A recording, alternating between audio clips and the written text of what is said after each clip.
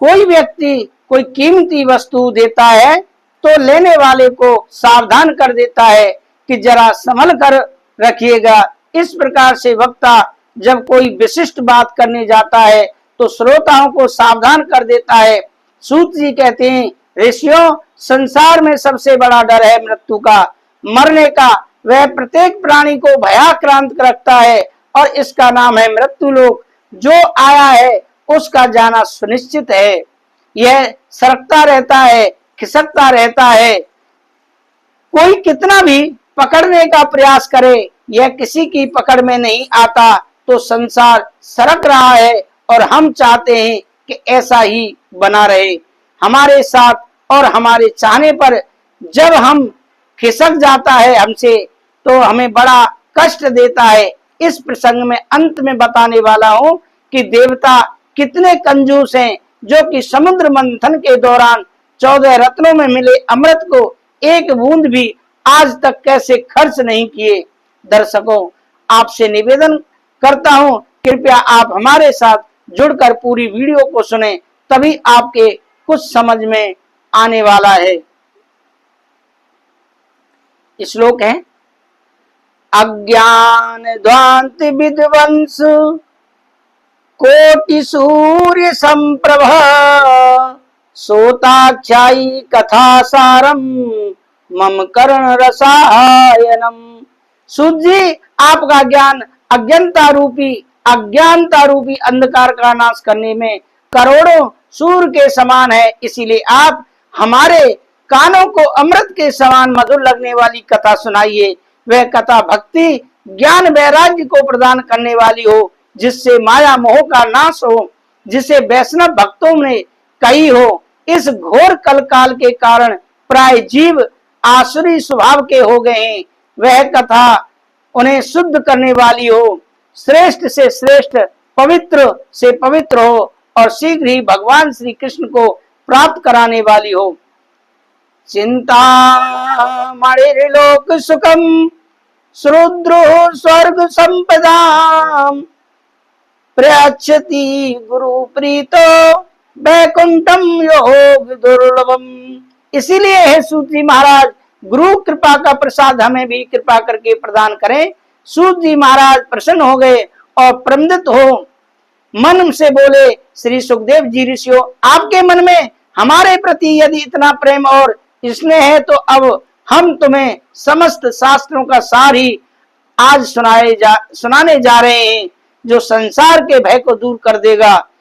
इसे आप सावधान होकर सुनिए। जब कोई व्यक्ति कोई कीमती वस्तु देता है तो लेने वाले को सावधान कर देता है कि जरा संभल कर रखिए। उसी प्रकार से वक्ता जब कोई विशिष्ट बात करने वाला जाता है तो श्रोताओं को सावधान कर देता है। सूत जी कहते हैं, ऋषियों, संसार में सबसे डर जो है वो मृत्यु का है, मरने का है। वह प्रत्येक प्राणी को भयाक्रांत रखता है। इसका नाम है मृत्यु लोक। जो आया है उसको जाना सुनिश्चित है।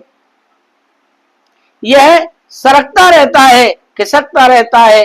कोई कितना भी पकड़ने का प्रयास करे, यह किसी की पकड़ में नहीं आता। तो संसार सरक रहा है और हम चाहते हैं कि ऐसा ही बना रहे हमारे साथ, और हमारे चाहने पर भी जब हमसे खिसक जाता है तो हमें बड़ा कष्ट होता है। इस संसार भय को समाप्त करने के लिए महाभागवत श्री सुखदेव जी महाराज ने श्रीमद् भागवत संहिता को कलकाल में प्रकट किया है। काल ब्याल मुख ग्रास त्रास निर्णास हेतवे श्रीमद् भागवतम शास्त्रम कलौ कीरेण भासतम। कीरेण सुखेन भासतम, तोता बड़ा मीठा बोलता है किंतु बोलता वही है जो उसे सिखाया जाता है। तो श्री सुखदेव जी महाराज ने भी जगत में कल्याणकारी भागवत रूपी फल प्रदान तो किया, पर यह मनमुखी फल नहीं, उन्हें भी आचार्य परंपरा से जो प्राप्त हुआ वही उन्होंने संसार को दिया। जब महाराज परीक्षित के सामने मृत्यु का भय उपस्थित हुआ तो 7 दिन में मरना सुनिश्चित हो गया। तो वे अपने कल्याण का मार्ग खोजने लगे। उसी समय महामुनि श्री सुखदेव जी ने श्रीमद् भागवत संहिता के द्वारा परीक्षित को भय मुक्त कर दिया।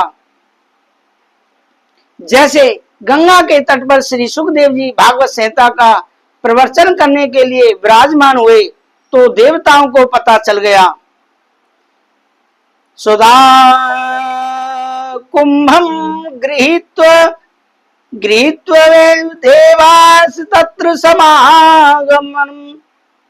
सभी देवता लोग अमृत का कलश लेकर आए और सुखदेव जी को प्रणाम करके अमृत का कलश सामने रख दिया।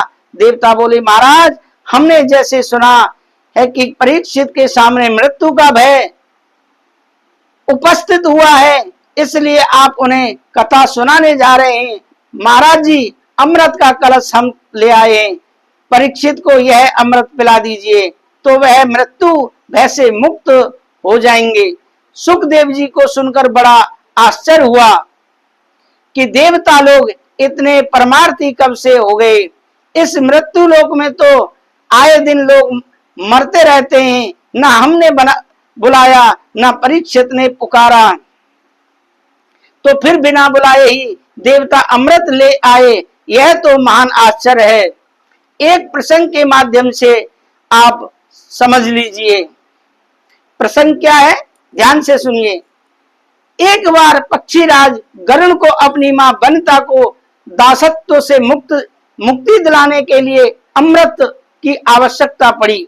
वनिता और कद्रू में होड़ हुई और वनिता हार गई। शर्त रखी कद्रू ने कि यदि तुम स्वर्ग का अमृत हमें दे दो तो हम अपने दासत्व से दासी पने से मुक्त कर देंगे और मुक्ति दिला देंगे। माता दासी है, इसीलिए उनके पुत्र गरुड़ को भी दास बनकर रहना पड़ता है और सर्पों की सेवा करनी पड़ती है।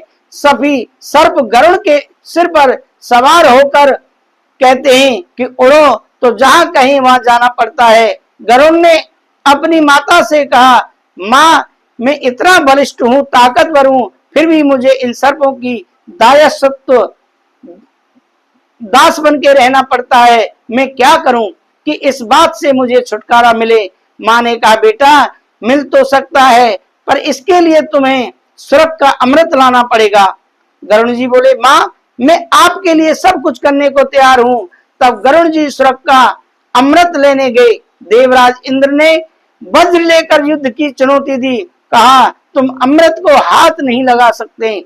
गरुड़ जी ने कहा, आज सारे देवता मिलकर के भी मुझे नहीं रोक सकते हैं। यूं कहते गरुड़ ने बलपूर्वक अमृत कलश देवताओं से छीन लिया। तब इंद्र घबराते हुए हाथ जोड़कर बोले, भाई, तुम जिन सर्पों के लिए अमृत लेकर जा रहे हो, यदि उन्होंने अमृत पी लिया तो सर्वनाश हो जाएगा। तब दोनों के बीच समन्वय हुआ। गरुड़ ने अमृत लाकर सर्पों को दिया, जिससे मां को मुक्त किया। उसी समय इंद्र आकर अमृत का अपहरण करके अंतर ध्यान हो गया। कहने का अभिप्राय यह है कि गरुड़ को आवश्यकता थी तो देवता लड़ने मिटने को तैयार हो गए, अंत में दिया भी नहीं। इसके विरुद्ध आज परीक्षित को बिना बुलाए ही अमृत देने चले आए हैं। इसी बात पर सुखदेव जी को बड़ा आश्चर्य हुआ।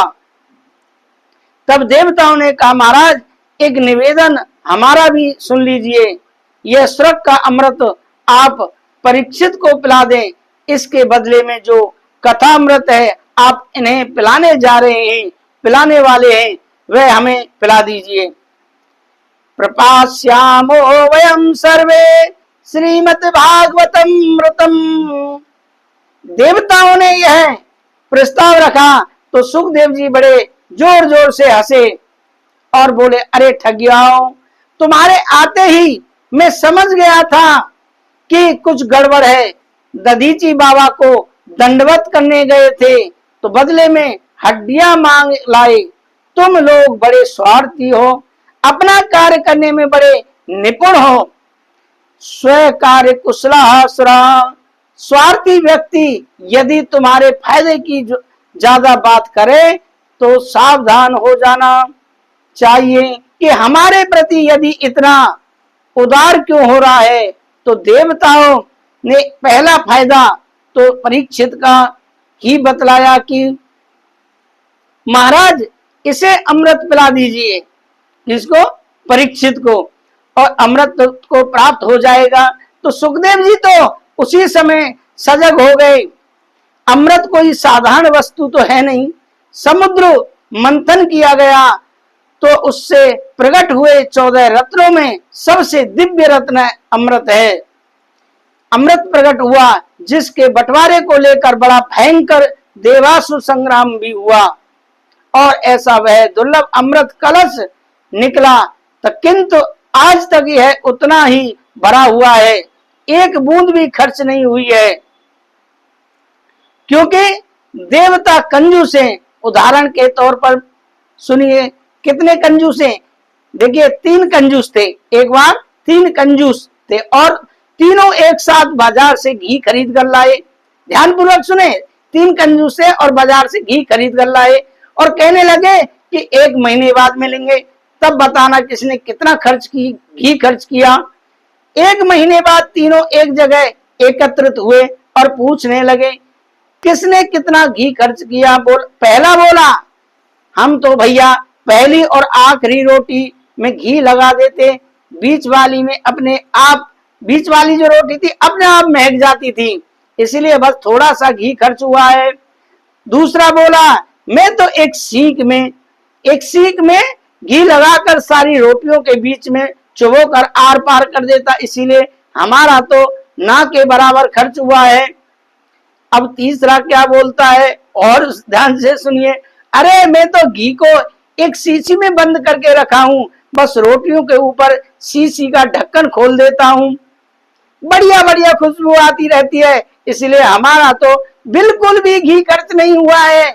इसी प्रकार ये देवता कंजूस हैं, आज तक अमृत का एक बूंद भी खर्च नहीं हुआ। सुखदेव जी हंसते हंसते हुए बोले, अरे देवताओं, तुम लोग श्रद्धा से आते, श्रोता बनकर आते तो मैं अवश्य सुनाता, पर तुम लोग सौदागर बनकर के आए हैं।